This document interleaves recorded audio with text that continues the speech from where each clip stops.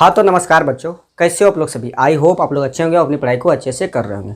तो देखिए, आज के इस वीडियो लेक्चर में मैं आप लोगों को प्रश्नावली 3.3 का तीसरा नंबर का 5वां नंबर सवाल बताने वाला हूँ। क्योंकि इससे पहले मैंने आप लोगों को 1 नंबर और 2 नंबर और 3 नंबर के 4 नंबर तक के सवाल का बता दिया है, ठीक है। तो अगर आप लोगों में से किसी ने उस वीडियो को नहीं देखा है तो उस वीडियो का लिंक यहाँ आपको नीचे डिस्क्रिप्शन में मिल जाएगा। अदरवाइज आपको इस चैप्टर का एक सेपरेट प्ले लिस्ट भी मिल जाएगा, चाहे तो आप इन सब वीडियो को वहाँ भी जाके देख सकते हैं, ठीक है। तो आज हम लोग क्या करने वाले हैं कि प्रश्नावली 3.3 का 5वां नंबर सवाल को सॉल्व करने वाले हैं, ठीक है। तो देखिए 5वां नंबर सवाल क्या है। 5वां नंबर सवाल है कि यदि किसी भिन्न के अंश और हर दोनों में 2 जोड़ दिया जाए तो वह 9/11 हो जाती है। यदि अंश और हर दोनों में 3 जोड़ दिया जाए तो वह 5/6 हो जाती है। तो वह भिन्न ज्ञात कीजिए, ठीक है। तो देखो सवाल में क्या है कि एक भिन्न है और भिन्न में अगर भिन्न के अंश और हर में 2 जोड़ दिया जाता है तो वो भिन्न हो जाता है कितना, 9/11 हो जाता है, ठीक है। और वही भिन्न में जब 3 जोड़ दिया जाता है, यानी अंश और हर दोनों में 3 जोड़ दिया जाता है तो वो भिन्न हो जाता है 5/6, ठीक है। अब हम लोग को पूछ रहा है कि वह भिन्न क्या होगा, वो हम लोग को निकालना है, ठीक है। तो सबसे पहले हम लोग क्या करेंगे कि अंश और हर को मान लेंगे, ठीक है। यानी मान लेंगे कि माना अंश बराबर x और हर बराबर y, ठीक है। जब अंश बराबर x मानेंगे और हर बराबर y मानेंगे तो भिन्न बराबर क्या आ जाएगा, x/y, ठीक है। तो आइए सबसे पहले हम लोग वो मान लेते हैं, ठीक है। तो सबसे पहले हम लोग क्या लिखेंगे, हल लिखेंगे। क्या लिखेंगे रे, हल लिखेंगे, ठीक है। हल लिखने के बाद क्या बताया कि सबसे पहले क्या मानेंगे, माना अंश बराबर x, ठीक है। क्या लिखेंगे, माना अंश बराबर x, ठीक है। अंश को क्या मान लिया, x, ठीक है। और हर बराबर क्या मान लेंगे, तो y मान लेंगे, ठीक है। अब अंश बराबर x और हर बराबर y मान लिए, ठीक है। तो भिन्न क्या आ जाएगा, क्योंकि भिन्न में क्या होता है, अंश बटा हर होता है भिन्न, ठीक है। तो अंश हम लोग क्या माने, देखो अंश बटा हर होता है भिन्न ना रे, अंश बटा हर। तो अंश हम लोग किसको माने हैं, तो x को, हर क्या माने हैं, y को, ठीक है। यानी भिन्न क्या आ गया, x/y, ठीक है। यानी इस देखो भिन्न आ गया अंश बट, यानी भिन्न आ गया x/y, ठीक है। अब इसमें देखो कंडीशन 1 क्या बोल रहा है, ठीक है। देख लो कंडीशन 1, यहाँ देखो मैं लिख रहा हूँ कंडीशन 1। अब थोड़ा ध्यान से देखो, अंश और हर दोनों में 2 जोड़ दिया जाए, कितना रे, 2 जोड़ दिया जाए, ठीक है।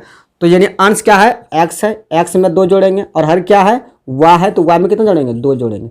अब भिन्न कितना हो जा रहा है, तो देख लो भिन्न कितना जा रहा है, 9/11, ठीक है। यानी बराबर का कितना जा रहा है, 9/11, ठीक है। ये चीज कंडीशन 1 में बोल रहा है, ठीक है। अब ये देखो यहाँ तक आने के बाद क्या करना है कि इस जगह क्रॉस मल्टीप्लिकेशन करना है, मीन्स इसका गुना इसके साथ और इसका गुना इसके साथ, ठीक है। तो देखो जब क्रॉस मल्टीप्लिकेशन करोगे तो क्या आ जाएगा, 11 गुना x + 2 हो जाएगा, अब बराबर 9 गुना y + 2 हो जाएगा, होगा ना। अब इसको सॉल्व कर लो, यानी क्या आ जाएगा, 11x + 22 बराबर 9y + 18, ठीक है। अब देखो चर वाले को एक तरफ और अचर वाले को एक तरफ कर लो, ठीक है। तो क्या आ जाएगा, 11x - 9y बराबर कितना हो जाएगा, 18 - 22 हो जाएगा, ठीक है। तो क्या आ जाएगा, 11x - 9y बराबर कितना हो जाएगा, -4, ठीक है। यानी जब कंडीशन 1 से हम लोग चल रहे हैं तो समीकरण 1 के रूप में क्या आया, ठीक है। यानी ये आया समीकरण 1 के रूप में, ठीक है। अब हम लोग को क्या करना है कि कंडीशन 2 से चलना है और समीकरण को हम लोग को निकालना है, ठीक है। तो यहाँ देखो सब कंडीशन 2 हम लोग क्या चलेंगे, कंडीशन 2 में क्या बोल रहा है, देखो कंडीशन 2 में बोल रहा है कि अंश और हर दोनों में कितना जोड़ जाए, 3, ठीक है। यानी अंश क्या है, तो x है, x में कितना जोड़ना है, तो 3 जोड़ना है। और हर क्या है, y है, तो y में कितना जोड़ना है, तो 3 जोड़ना है। और भिन्न कितना हो जाता है रे, तो 5/6 होता है, तो 5/6 लिख दो, ठीक है। अब यहाँ तक करने के बाद क्या करना है, पता है कि क्रॉस मल्टीप्लिकेशन करना है सर, तो कर दो, ठीक है। तो देखो जब क्रॉस मल्टीप्लिकेशन करोगे तो क्या जाएगा, 6 गुना x + 3 हो जाएगा, अब बराबर का 5 गुना y + 3 हो जाएगा, ठीक है। अब इसको भीतर कर दो, तो 6x हो जाएगा, अब प्लस का कितना हो जाएगा, 18 हो जाएगा, अब बराबर का 5y, अब प्लस का कितना हो जाएगा, तो 15 हो जाएगा, होगा ना रे। अब देखो यहाँ क्या करना है कि देखो इधर भी अचर है और चर दोनों है, इधर भी अचर और चर दोनों है, ठीक है। तो मीन्स क्या करेंगे, चर और अचर को सेपरेट कर लेंगे, ठीक है। तो यहाँ देखो ये जो चर है ना, तो चर को इधर ला लेंगे और ये जो अचर है तो उसको उधर ले जाएंगे, ठीक है। तो क्या जाएगा, 6x - 5y, अब बराबर है कितना जाएगा, 15 - 18 होगा ना रे, क्योंकि ये 18 देखो इधर प्लस में, जब बराबर के उधर जाएगा किस में चल जाएगा, माइनस में, ठीक है। तो ये चीज़ हम लोग को मिल जाएगा, ठीक है। तो क्या जाएगा, 6x माइनस 5y अब बराबर है कितना होगा -3 हो जाएगा। ठीक है, इसको क्या करेंगे समीकरण 2 मान लेंगे। ठीक है, अब देखो हम लोग दोनों कंडीशन से चल के 2 समीकरण निकाल लिए। ठीक है, अब यहाँ तक करने के बाद क्या करना है कि इन दोनों समीकरण में से किसी एक से चल के पहले एक वेरिएबल का मान निकालेंगे, फिर उस वेरिएबल का मान दूसरे समीकरण में रख करके दूसरे वेरिएबल का मान निकाल लेंगे। ठीक है, तो देख लो कौन सा समीकरण इजी लग रहा है। अब यहाँ देखो यहाँ कितना है 11x माइनस 9y बराबर -4 है। ठीक है, अरे यहाँ 11 है और यहाँ कितना है 6 है और यहाँ 5 है। चलो यही ठीक रहेगा। ठीक है, तो हम लोग क्या करेंगे समीकरण 2 से चलेंगे। ठीक है, तो यहाँ हम लोग क्या लिखेंगे कि समीकरण 2 से,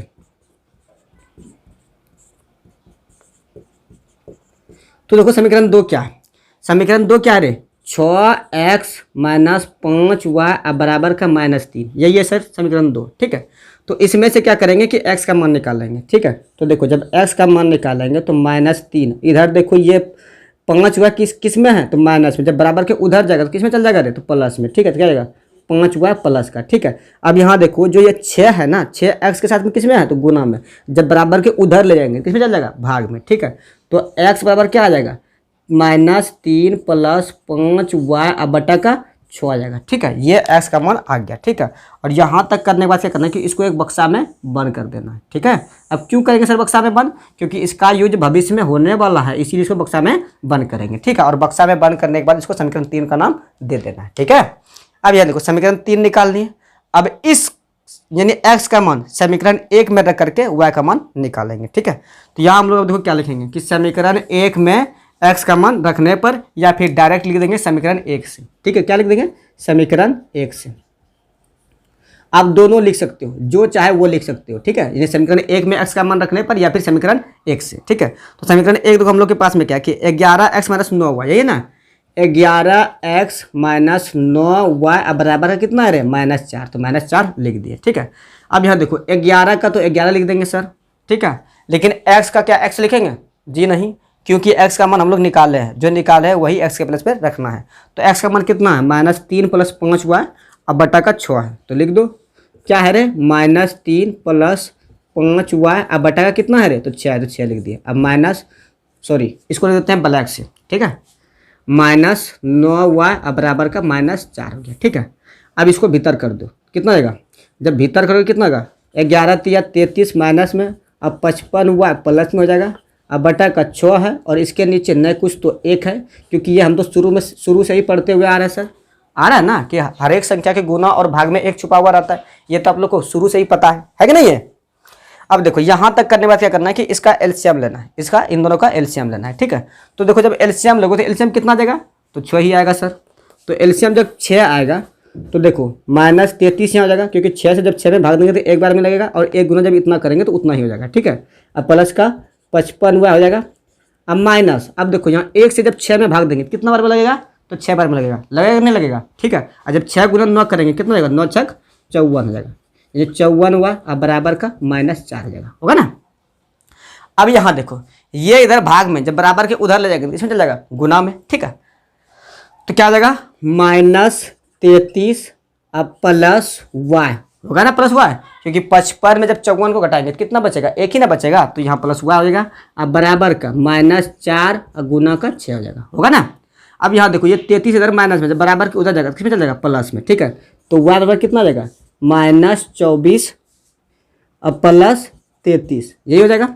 ठीक है, -24 और प्लस 33। ठीक है, अब देखो ये 24 माइनस में है कि नहीं, अब ये 33 देखो इधर प्लस में है कि नहीं।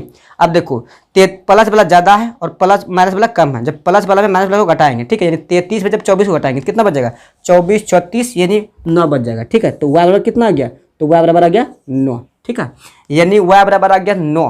अब हम लोग को क्या करना है कि इस y का मान समीकरण 3 में रख करके x का मान निकालना है। ठीक है, तो देखो जगह की कमी नहीं है। ठीक है, तो मैं क्या करता हूँ कि इसको यहाँ लिख देता हूँ इधर। तो देखो रे समीकरण 3 क्या है, सबसे पहले लिखेंगे समीकरण 3 से, है कि नहीं, समीकरण 3 से लिखेंगे। तो समीकरण 3 देखो क्या है, समीकरण 3 है x बराबर -3 प्लस 5y अब बटा का कितना है 6 है कि नहीं। अब देखो -3 का तो -3 लिख देंगे, अब +5 का तो 5 लिख देंगे, और y का मान कितना है 9 है तो लोग लिख दिया, अब बटा का 6। ठीक है, अब देखो -3 प्लस 45 अब बटा का 6, ठीक है। तो देखिए 45 में 3 घटाएंगे कितना बचेगा 42 और बटा का 6, ठीक है। 6 से कट जा रहा है 42 कितना बार में 7 बार में, ठीक है। तो x बराबर कितना आ गया, x बराबर आ गया 7, ठीक है। यानी x बराबर आ गया 7 आया ना, x बराबर आ गया 7, ठीक है। और y बराबर कितना आया है तो 9, ठीक है। यहाँ देखो लिख दे रहे हैं कि x बराबर आया 7 और y बराबर कितना आया 9, ठीक है। अब हम लोग x किसको माने हैं तो x माने हैं किसको, अंश को। तो अंश बराबर कितना आ गया 7 और y बराबर कितना आ गया तो 9 आ गया, ठीक है। और वही भिन्न बराबर पूछे, मतलब भिन्न बराबर पूछे तो क्या देगा 7/9। तो यहाँ मैं लिख दे रहा हूँ भिन्न बराबर, यानी भिन्न बराबर क्या आ गया 7/9, ठीक है। यानी 7/9 यही क्या हो गया आंसर आ गया, ठीक है। तो ये 7/9 आंसर हो गया, जिसमें कि 7 क्या है अंश है और 9 क्या है हर है कि नहीं, ठीक है। तो ये आंसर हो गया, ठीक है। तो क्या ये सवाल आप लोगों को समझ में आया? अगर समझ में आया तो कमेंट करो जी हाँ गुरुजी ये सवाल समझ में आ गया, ठीक है। और इससे रिलेटेड अब जितना भी सवाल है हम लोग सभी कर सकते हैं, मतलब सवाल तो एक ही है, हम लोग कर सकते हैं, ठीक है। तो अगर कर सकते हो तो कमेंट में लिखो जी हाँ गुरुजी कर सकते हैं, ठीक है। तो चलो अगर कर सकते हो तो आज के लिए इतना ही रखते हैं, मिलते हैं इसके जस्ट अगले वाले सवाल के साथ, तब तक के लिए बाय।